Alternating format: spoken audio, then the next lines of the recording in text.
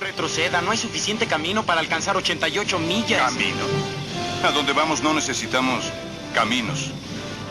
Bienvenidas, bienvenidos al capítulo número 3 de El llamado a la aventura. Mi nombre es Natalia Tito y me acompaña mi amigo Axel Gaiviso, el hombre que no puede ponerle rec a la grabadora. ¿Cómo estás, amiga? ¿Todo bien? Quiero decirle a nuestros oyentes que mi relación se basa fundamentalmente en hacerle bullying a mi amigo y este es un buen momento para aprovechar esa situación. Los que me conocen saben que un toque me caracteriza. No me odies, Axel. Tu carácter dominante es bardear a la gente, pero te queremos así como sos. Eso me hace quedar muy mal, pero es la verdad. ¿Qué voy a decir? Sobre todo porque es un ser humano que da clases a alumnos jóvenes, pero bueno. Pero yo no bardeo a mis alumnos. Ahora No. mis alumnos van a salir a decir en redes que los bardeo, pero no es verdad, no les crean. Todo el mundo sabe que los alumnos mienten, que todos mienten, como diría House, de quien vamos a hablar en este capítulo. Y de última, el bardeo fortalece el carácter, ¿no? Como decía una amiga mía. Eso yo no digo.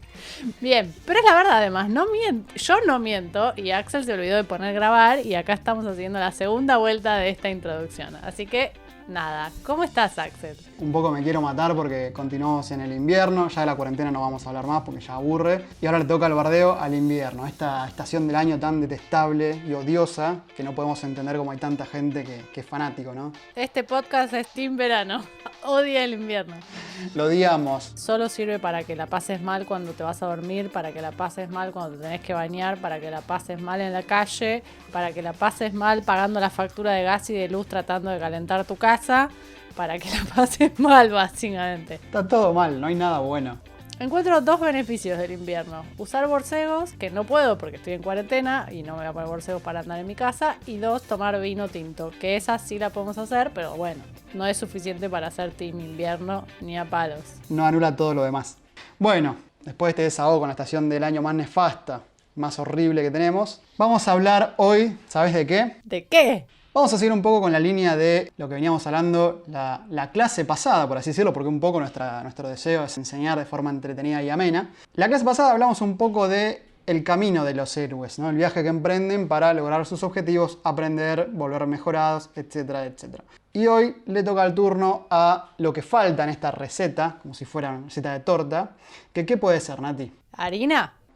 Más puntualmente, lo que nos está faltando en estas clases, en este ejercicio que estamos haciendo de guionar algo que no existe, pero de entender cómo funciona la escritura y demás, lo que nos está faltando es un antagonista, una fuerza opositora, algo que esté en la vereda del frente para completar todo este circuito y este cuadro de relaciones, por así decirlo. Así que hoy vamos a hablar de esos antagonistas, villanos, memorables y que por algún motivo u otro nos encantan, porque son malos, pero estamos un poco enamorados también de algunos ciertos villanos, ¿o no?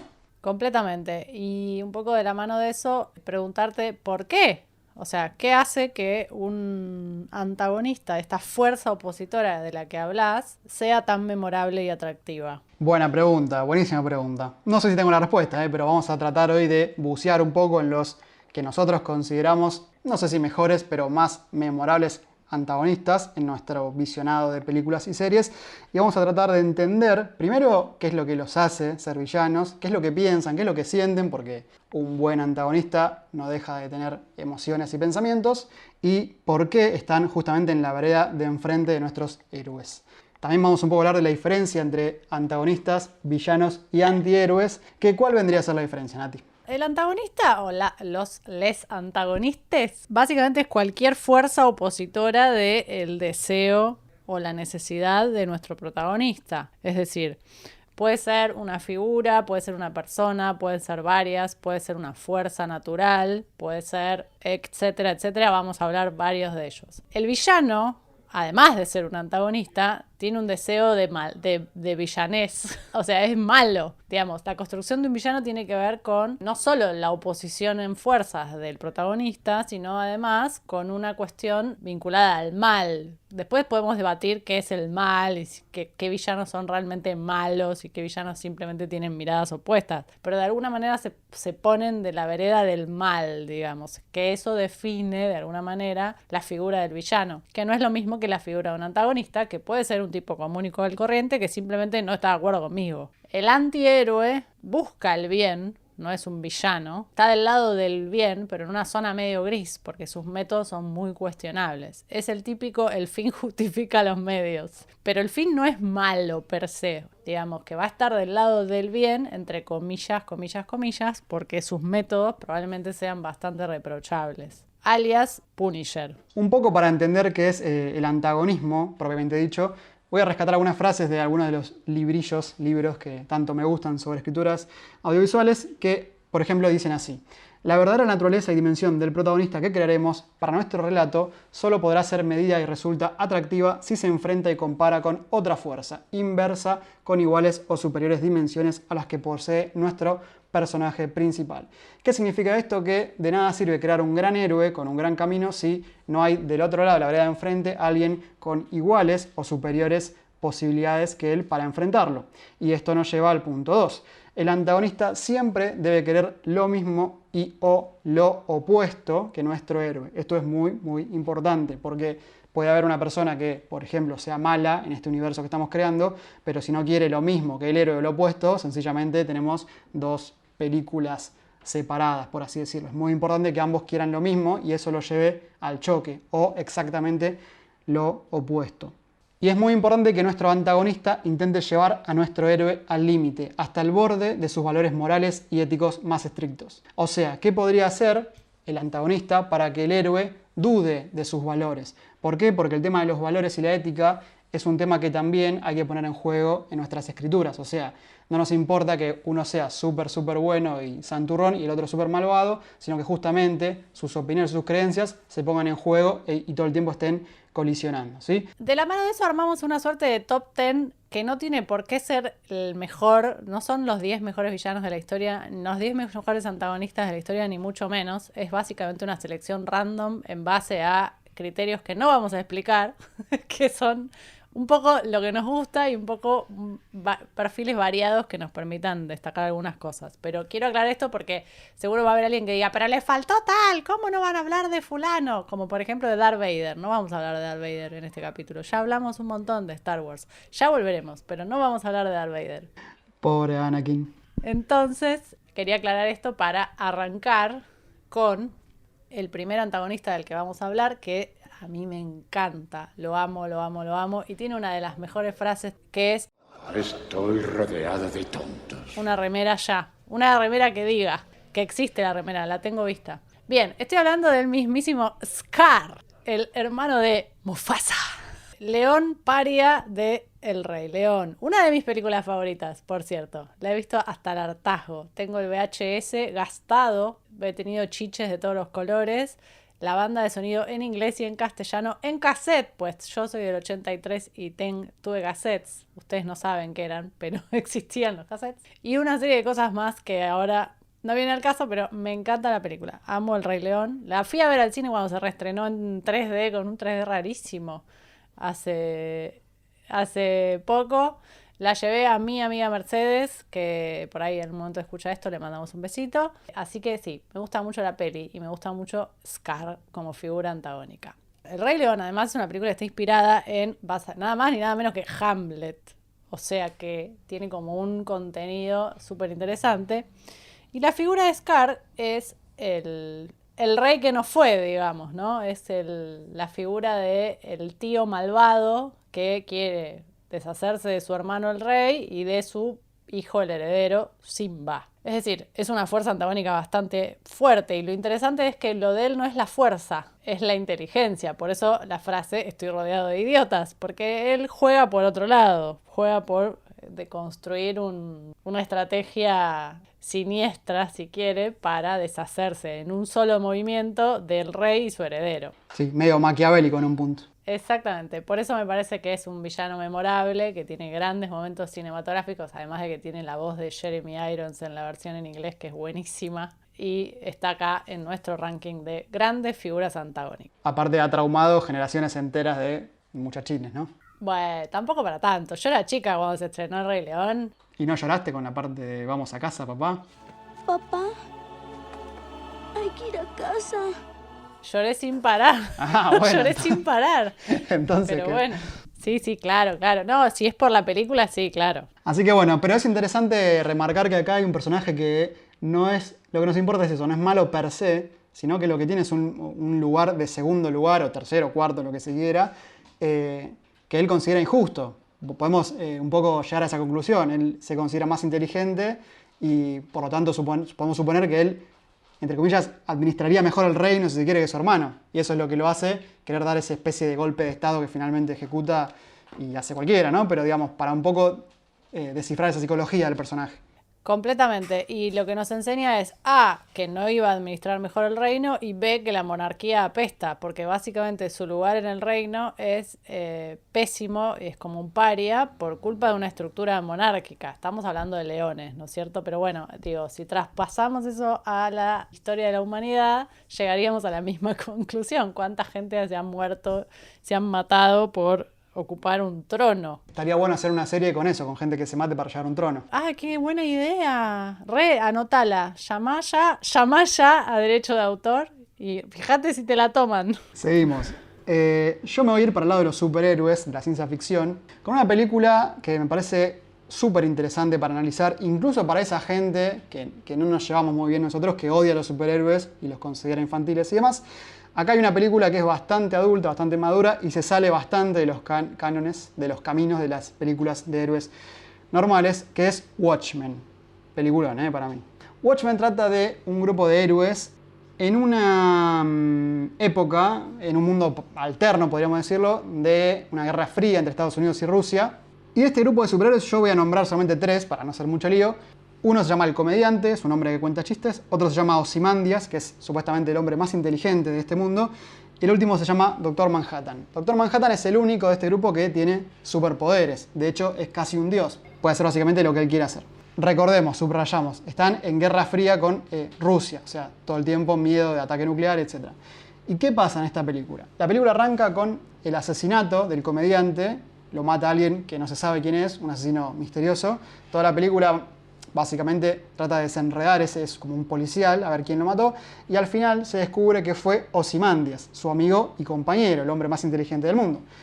Y cuando pasa eso, los héroes se recalientan, imagínate, y le dicen, pará, loco, ¿cómo puede ser que hayas matado a nuestro amigo y compañero? ¿Pero qué pasó? Esto es parte de un plan muy grande, pero muy complicado, que lo voy a resumir, en el cual Ozymandias va a matar a 1 millón de personas en Nueva York. Hasta ahí podríamos decir, pará, sos un loco de la guerra, sos un villano, antagonista y listo, no hay mayores problemas. Pero ¿qué pasa? Cuando este personaje mata a ese 1 millón de personas, el plan está pensado para que todo el mundo crea que fue el Doctor Manhattan, el único héroe con poderes. Todo el mundo cree que fue Manhattan y todo el mundo, incluido Estados Unidos y Rusia, se alían, se hacen aliados y amigos para enfrentarse con el Doctor. Entonces, lo que pasó acá fue que matando, o sea, haciendo un genocidio de 1 millón de personas, se resolvió la Guerra Fría, se acabaron todos los problemas, de un segundo para el otro. Y ahí surge el grandísimo debate que hace que, por lo menos yo con mis compañeros y colegas, salgamos de una sala de cine discutiendo qué pasó acá. O sea, resolvió un problema gigantesco, colosal, que no se resolvía hace un montón de tiempo, haciendo algo nefasto. De hecho, los mismos compañeros, superhéroes, debaten eso. ¿Qué hacemos con este chabón? ¿Lo matamos? ¿Decimos la verdad? ¿Lo ocultamos? ¿Somos cómplices? Y bueno, vean la película porque es muy interesante. Me parece que por todo eso Ozymandias es un villano que tiene que estar en este listado. Porque ha hecho algo que ha detenido una guerra que podría haber sido catastrófica, haciendo algo sumamente nefasto.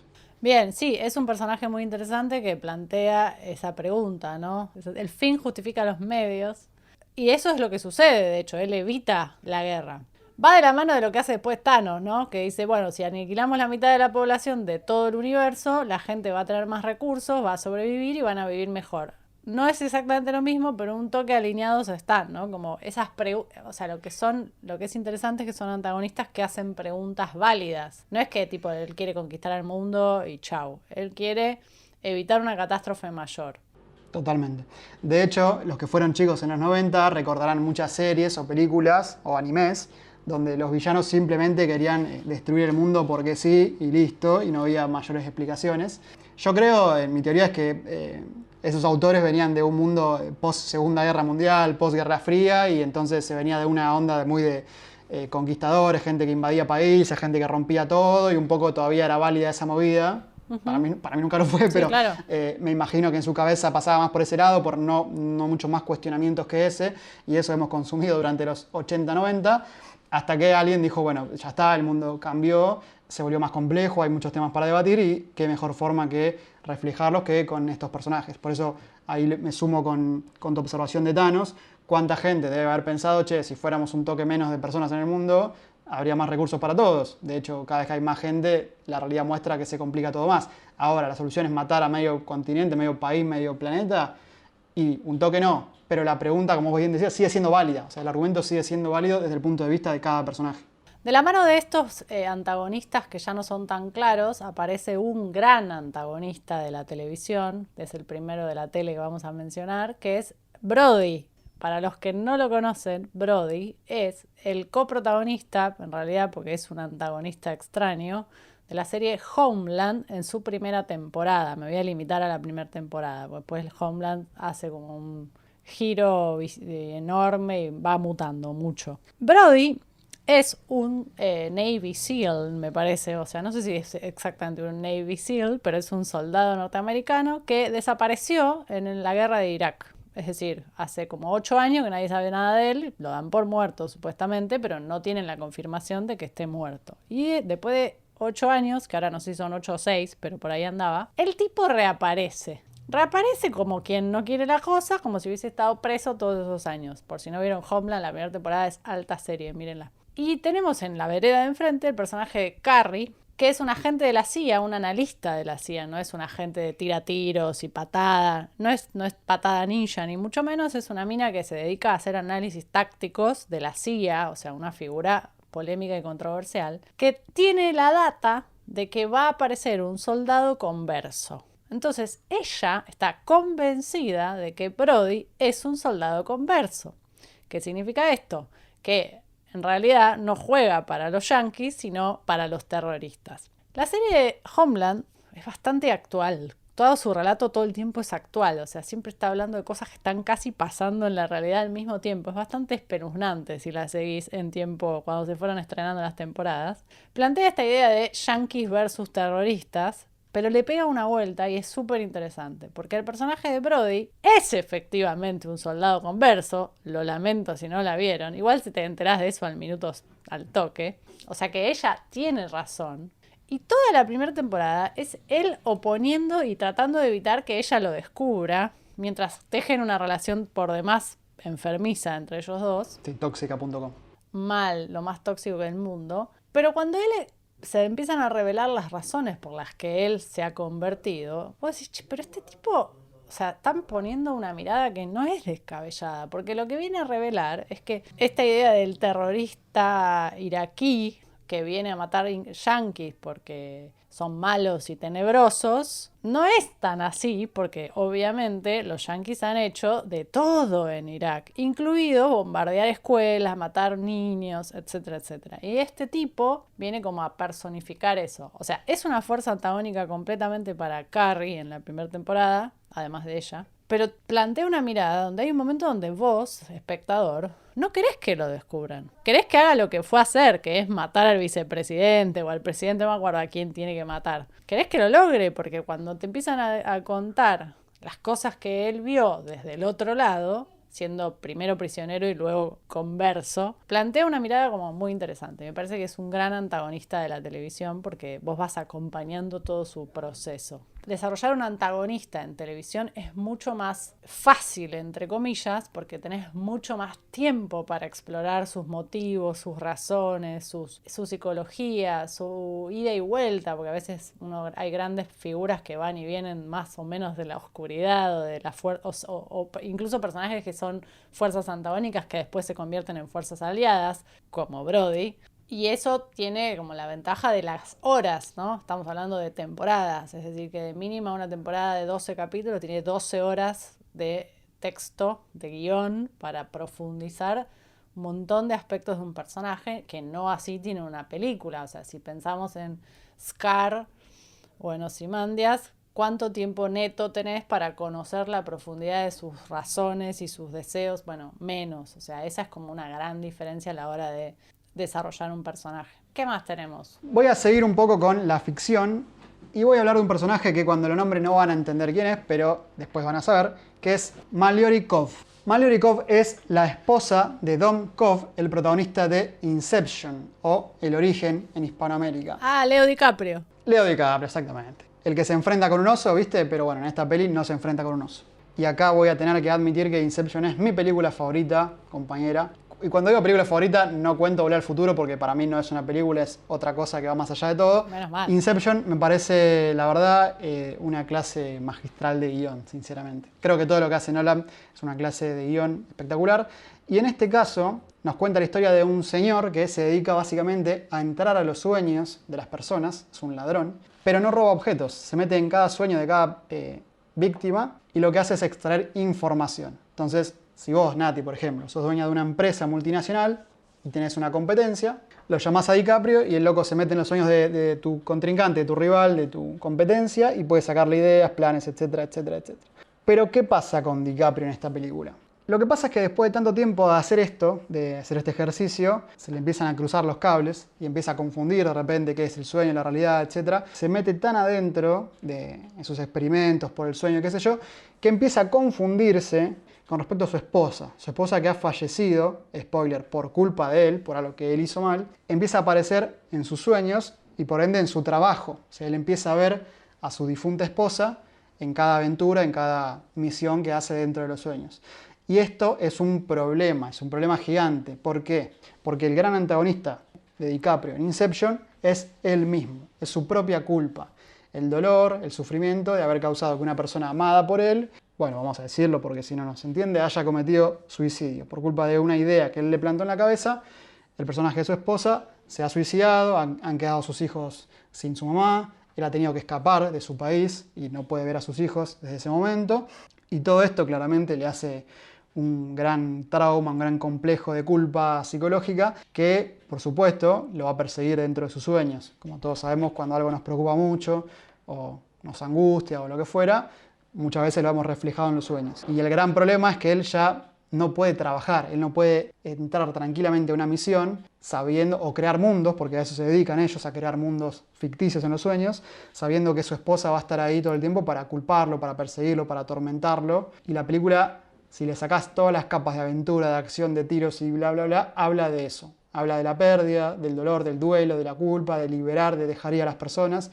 Y por todo eso, y lo digo y un poco me emociono, me parece que es una grandísima película y que no había mejor antagonista para ese personaje que ese otro personaje, que es su esposa. Bien, me encanta que seas tan fanático de Nolan. Soy muy fanático. A mí me parece que es una linda figura para hablar de algo que después voy a volver a mencionar, vamos a mencionar en un ratito, que es qué pasa cuando el antagonista es uno mismo. Hay muchísimos ejemplos y películas de series donde los personajes se ven bloqueados en sus propios deseos por sus propias dificultades emocionales, psicológicas, físicas, lo que sea. Y por supuesto que es un ejemplo que lleva esto al mega extremo, porque materializa una imagen de una mujer que no está ahí porque está muerta, pero que es la representación de la culpa, pero que todo sucede en la cabeza del protagonista. Eso hace que esa sea su fuerza antagónica, es decir, él mismo y sus propias acciones. Me parece que es muy interesante como ejemplo de antagonista. Y aparte, todo el tiempo, Inception, por supuesto, es una película que hay que verla 3-4 veces para entenderla bien, pero todo el tiempo, por lo menos en mi cabeza, estaba la pregunta de cómo se vence a esta fuerza antagónica que es uno mismo y su culpa, cómo se hace eso. Y bueno, spoiler nuevamente, solo se hace dejando ir, solo se hace superando y entendiendo que la vida un poco sigue, que un poco de eso habla la película. Así que la verdad me parece una forma muy bella, si quiere, muy poética, de representar todo esto que venimos hablando hace un ratito. Bien, para continuar vamos a hablar de una película que es otra de mis películas favoritas. Mía también. No sabría cuál es la lista de películas favoritas. Un día hay que hacer ese capítulo. Nuestras películas favoritas. Sin explicación, sin sentido, sin nada. Ranking de películas favoritas. Sí, perfecto. sin coherencia interna. Hablando de películas favoritas, esta es una de mis películas favoritas. La he visto también, como El Rey León, hasta el hartazgo, que es Jurassic Park. Para mí es una película que está tan bien escrita, tiene un guión tan sólido, que es tan interesante todo lo que propone y que en su momento fue revolucionaria en términos de efectos especiales. Y encima es una película que la ves hoy y envejeció re bien. O sea, seguís teniéndole miedo a esos velociraptors, es así. Jurassic Park tiene una fuerza antagónica. No es el centro del conflicto inicial, ¿no? Digamos, pero la fuerza antagónica de la película que se opone a los personajes protagónicos son los dinosaurios. Es decir, hay como un montón de bichos que se oponen al deseo de los protagonistas, que es básicamente sobrevivir. Una vez que ya está puesta en marcha la conspiración y eso ya desató el caos, la fuerza antagónica que evita que esos personajes no se sienten a tomar un mate esperando que alguien los rescate son los dinosaurios, que no son malos, porque nunca podríamos decir que los dinosaurios son villanos, o sea, no están del lado del mal, no tienen una intención oculta para con los humanos. Quizás los velociraptors sí, pero no está chequeado. Simplemente son animales carnívoros que quieren comer un asado y el mejor menú somos nosotros. Y me parece que es un antagonista colectivo, o sea, no hay una sola figura, hay muchas. Está claro que se personifica, o sea, en el tiranosaurio y los velociraptors, que son los que están ahí, pero digamos que si no fueran esos serían otros. De hecho, en las películas subsiguientes son 2 dinosaurios, después el otro que tiene aleta y así va cambiando, pero básicamente son monstruos enormes con muchos dientes. Y muchos dientes y muchas ganas de comer gente. Totalmente. Entonces pasás de ser el que está arriba de la cadena alimenticia a estar bastante abajo y tratar de correr por tu vida. Más que nada en Jurassic Park, donde no entra en juego la cuestión de la caza tan fuerte. Viste que en Jurassic World de repente tienen armas y les disparan y les parece divertidísimo salir acá. Es como bizarro todo. En esa no, porque no había forma de enfrentarte con un rifle a un tiranosaurio rex, claramente. Después de ahí nos vamos a otro, me acabo de dar cuenta de que es otra película de Nolan, que es Dark Knight, de Batman. Y el villano acá, y mucha gente va a decirme que es el mejor, sin duda, seguramente, es el Joker. El Joker de esta película de Nolan. Y tengo que aclararlo porque si hay un personaje que tuvo 700.000 millones de interpretaciones y de visiones a lo largo del cine y las series y de los cómics, es el Joker. Casi todas son buenas, salvo la de Jared Leto. Sí, pobrecito Jared no llegó a cumplir, pero bueno, salvo esa, me interesa tomar esta versión y repito, todas me parecen muy interesantes. La última de Joaquín Phoenix me parece espectacular, pero no nos estaría sirviendo para el ejemplo de hoy. Me interesa este personaje porque él mismo acepta, y lo dice sin ningún problema, que él no quiere nada en particular. Él es una fuerza que existe, él se denomina como una fuerza imparable, que choca contra un objeto inamovible, que es Batman. Pero lo importante acá es que, como bien dice Alfred en esa película, hay hombres que no buscan nada lógico, como dinero. Hay hombres que solo quieren ver arder el mundo. Y ese es el caso de este Joker. Él no está particularmente interesado en la plata, o en la fama, o en ser el número uno de no sé qué.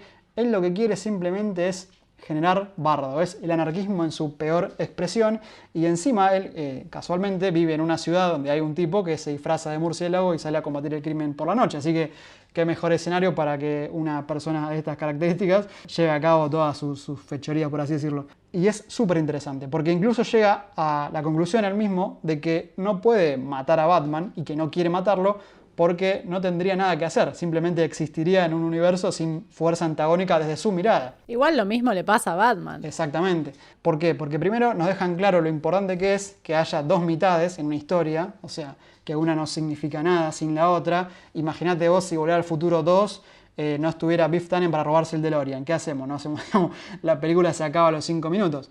Me parece que no hay mejor representación que esta, que si alguno fuera cancelado, si alguno matara al otro o alguna cosa por el estilo, quedarían sin rumbo por sus vidas. De hecho, hay una peli que me encanta que se llama Megamente, que seguro la conoces, que trata exactamente de eso. ¿Qué pasa cuando un rival de toda la vida finalmente logra destruir al otro? Nada, la nada, el vacío, el abismo, el sinsentido. Es una vida que no tiene coherencia, no tiene lógica, hasta el punto de que el villano, que es el vencedor, tiene que fabricar otro héroe porque no tiene nada que hacer en ese mundo. Así que la verdad que el Joker de Nolan me parece un grandísimo ejemplo en este sentido. Digamos que el Joker es uno de los grandes antagonistas de la historia de la narrativa porque se ubica en el cómic, en los videojuegos, en las películas.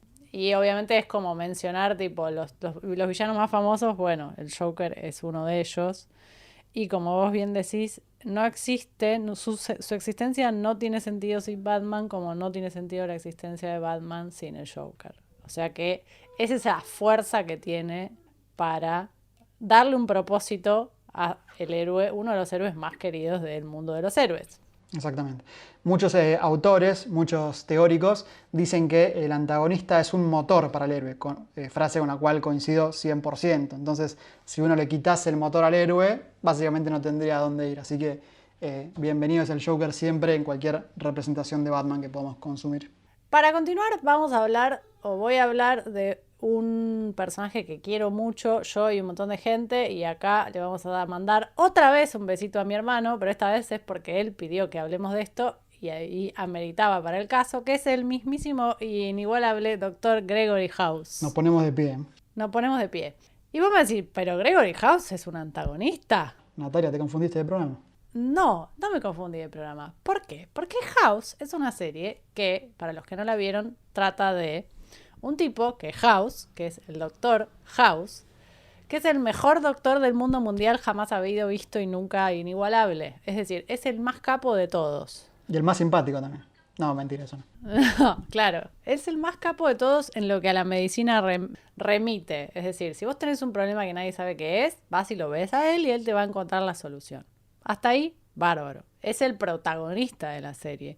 La serie es una serie clásica estructurada por casos, ¿no? Cada capítulo él resuelve un caso de algún caso extraordinario médico y con su equipo de médicos extraordinarios, él de a poco va salvando gente. A veces sí, a veces no. Es un policial donde el crimen es la enfermedad, digamos. Exactamente, y hace como un ejercicio detectivesco. De hecho, House es claramente está inspirado en Holmes, Sherlock Holmes. O sea, es como si Holmes, Sherlock, fuera un médico en vez de un detective. ¿Y qué pasa con House? House es brillante, es el protagonista de la serie, pero también es su propio antagonista. Y es su propio antagonista porque él es un miserable.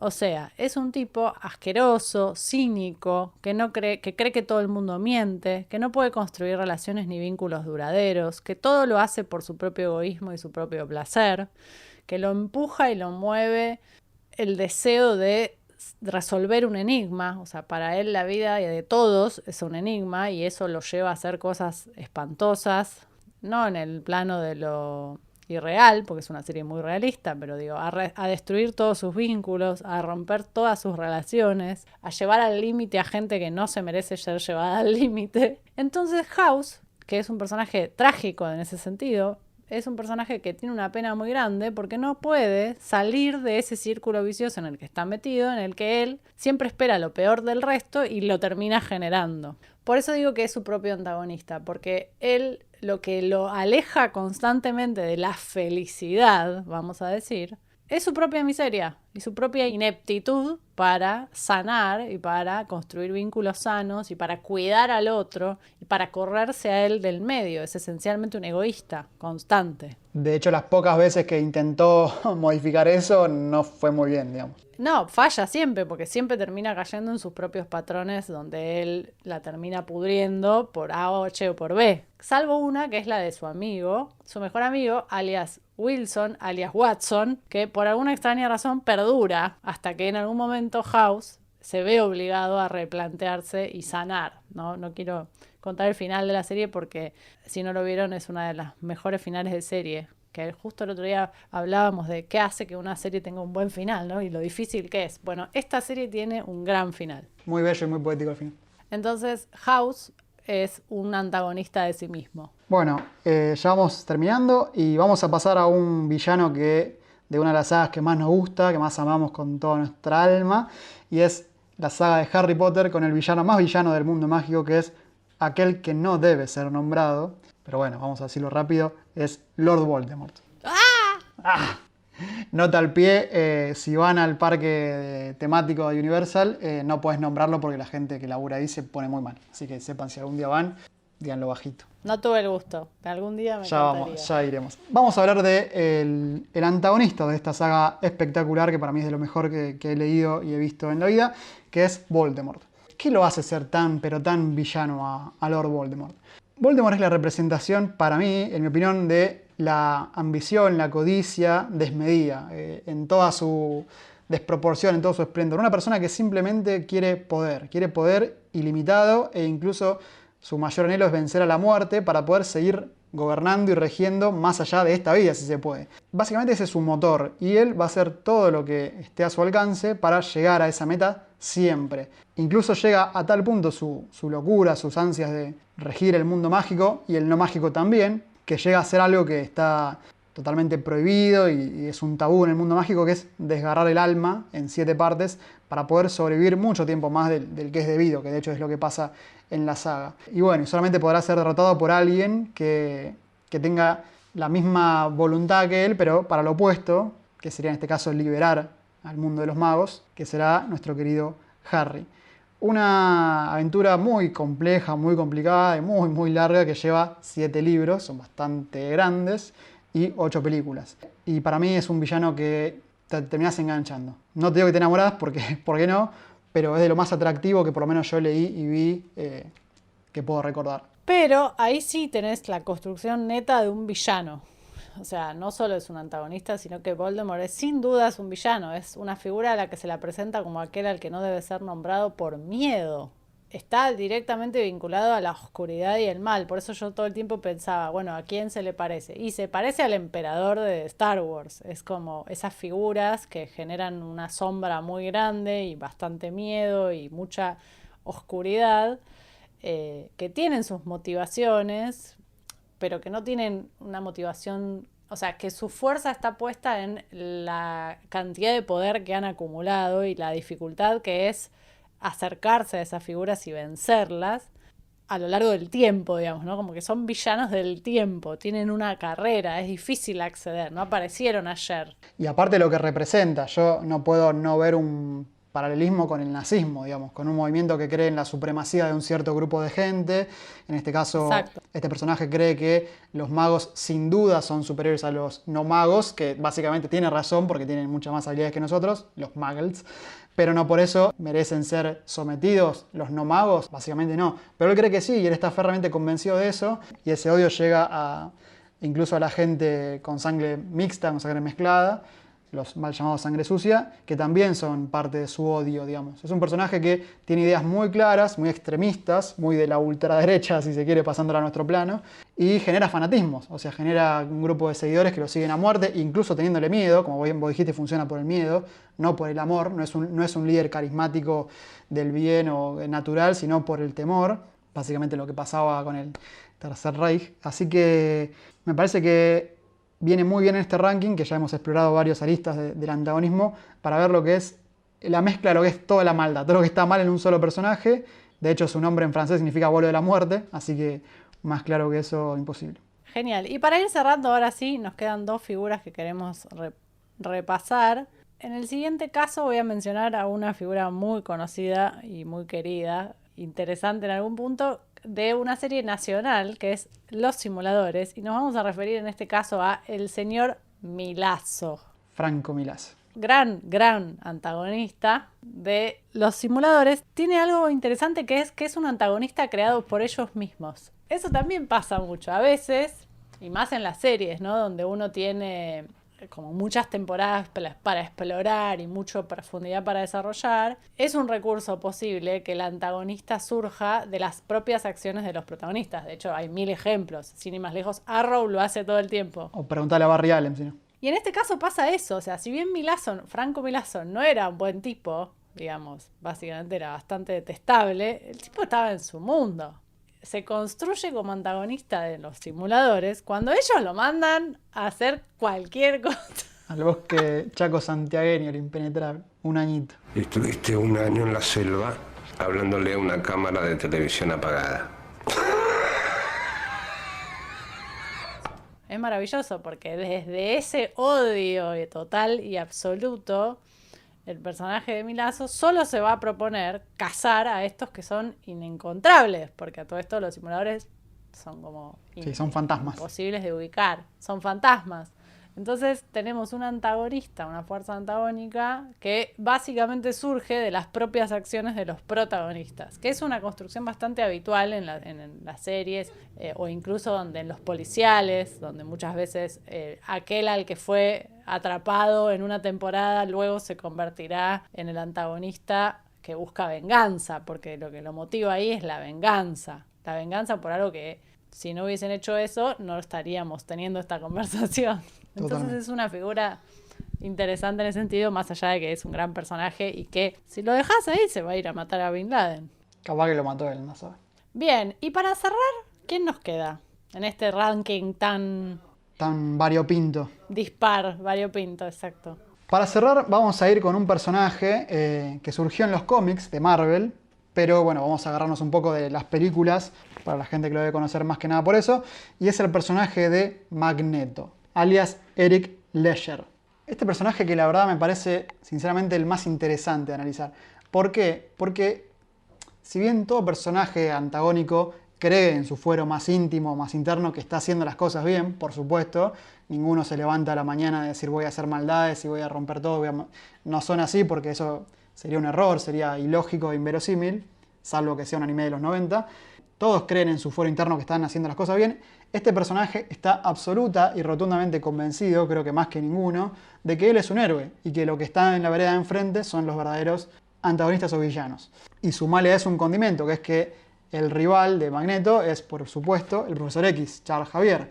Y en el pasado han sido grandes amigos. Y no es que su amistad se ha roto por completo. Siguen sintiendo por el otro un gran aprecio, un gran respeto y un cariño y un afecto que lo hace súper interesante. Porque ahí tenés lo que nosotros los docentes guionistas llamamos el conflicto interno. O sea, hay algo dentro del personaje que no está del todo resuelto, algo está roto y que le genera dudas, incertidumbres, miedos, angustias, un montón de cosas que lo hacen muy tridimensional, por así decirlo. Y sumarle a esto que el personaje, si bien tuvo varios orígenes que fueron cambiando, el más actual nos cuenta que el personaje creció en un campo de concentración nazi, personaje judío, y él vio en primera persona cómo a un colectivo, un grupo de gente, lo identifican, inician una cacería, lo aíslan, lo separan, experimentan, torturan, maltratan y finalmente asesinan. Y él logra escapar de ahí, no sin que antes vea cómo matan a la madre delante de él, un científico bastante loco para que él despliegue sus poderes. Cuando él escapa de eso, se encuentra con que es un mutante, lo acepta y de vuelta a lo mismo. De vuelta otra vez, se encuentra con un mundo que los rechaza, un mundo que los odia en parte, que no los entiende, les tiene miedo, y él simplemente ve el inicio de una conducta que ya padeció, que ya sufrió, que empieza todo de vuelta. Así que lo que él va a querer hacer es convencer a sus colegas mutantes de que esto es un peligro, es una amenaza para ellos, y que deben adelantarse a eso, convencerlos, y si no se puede convencer a la gente, liquidarlos a todos. Que si bien tiene capaz punto de contacto con Voldemort, para mí no tiene nada que ver, porque acá hay un razonamiento muy profundo, hay una experiencia muy dolorosa, hay una construcción mucho más profunda, así que me parece a mí el número uno de los antagonistas por excelencia. No, a mí me parece que no tiene, o sea, la misma lógica que Voldemort, porque Voldemort básicamente es un asesino que se construye de esa manera por una cuestión de poder. Magneto nunca pretende el poder directamente, no pretende gobernarlos, pretende que no le rompan las pelotas, que los dejen vivir. Y que los dejen vivir, básicamente su objetivo es ese. Y él sabe que el odio a lo distinto genera violencia, porque ya la experimentó. O sea, para mí es una representación muy interesante de lo que sucede cuando vos odias al distinto. O sea, ¿qué pasa cuando el distinto tiene poder, ¿no? De alguna manera. Y aparte la historia le da la razón, pero de acá a la China, con creces, digamos. Constantemente lo que él teme sucede. Entonces, obviamente, él va perdiendo la paciencia, digamos. O sea, él no es una figura que tenga una pulsión homicida de base. Pero cuando te atacan, un día te defendés. Y bueno, estamos frente a una figura, un mutante muy poderoso. Porque aparte lo interesante para mí es que del otro lado está, como decía, su amigo Javier. ¿Y qué pasa? Y acá hay que ser objetivos y no ser crueles o despiadados con el análisis. Pero del otro lado hay un personaje medio de la aristocracia, la oligarquía, no sé, una persona que creció, digamos, en una mansión, inferimos que con sirvientes, con toda la vida resuelta. Y de repente quizás sea más fácil decir, no, pará, dialoguemos, hablemos, cuando tuviste una vida sumamente cómoda. No digo fácil porque no lo fue, pero digo con muchas más comodidades y mucho más tranquila que la que tuvo el pobre Eric. Me parece que ahí está el reflejo de que, digamos, uno es lo que recibe un poco de su contexto, de su entorno. En este caso ha recibido maltratos, abusos y digamos básicamente surgió lo que surgió de eso. Y es muy difícil tratar de convencerlo. Él es un extremista y su amigo es un pacifista. Son dos posturas que si bien quieren lo mismo, la metodología es muy diferente. Y justamente ese dilema, esa complejidad para conciliar posiciones es lo que hace que la historia sea tan pero tan interesante de seguir. Más que nada, si uno se pone en su lugar, digamos, te obliga a hacer ese tipo de reflexiones. ¿Qué pasaría si yo estuviese en ese lugar? ¿Qué pasaría si yo soy ese otro? ¿Me defiendo? ¿Voy por la búsqueda del diálogo o rompo todo y chao? Bueno, hemos llegado al final de este ranking random de figuras antagónicas que son representaciones de distintas fuerzas, así que espero que lo hayan disfrutado. Le queremos dedicar particularmente este episodio a nuestra querida amiga, alumna, compañera Diana Ferrari, que fue la que sugirió que conversemos de esto, así que le mandamos un beso grande. Si alguno quiere algún programa dedicado para sí mismo, ya sabe lo que tiene que hacer, entrar a nuestras hermosas redes sociales y recomendar algún tema que sea interesante, no sean tímidos. Para nada, al contrario, esperamos sus comentarios y sus sugerencias y de a poquito iremos charlando de las cosas que nos van diciendo que les interesaría escuchar. Y muchas gracias a todos de vuelta por todos los comentarios que nos hacen llegar por redes, son súper lindos y nos dan muchas más ganas de seguir haciendo este fantástico podcast. Bien, muchísimas gracias a todos. Nos pueden contactar en Instagram en @llamadoalaventura. Esperamos que les haya gustado este episodio antagónico y nos volveremos a encontrar en breve. Ha sido un placer, querida compañera, y nos estaremos viendo pronto en el futuro. O en el pasado. Chau, chau. Chau, chau. Retroceda, no hay suficiente camino para alcanzar 88 millas. Camino. A donde vamos no necesitamos caminos.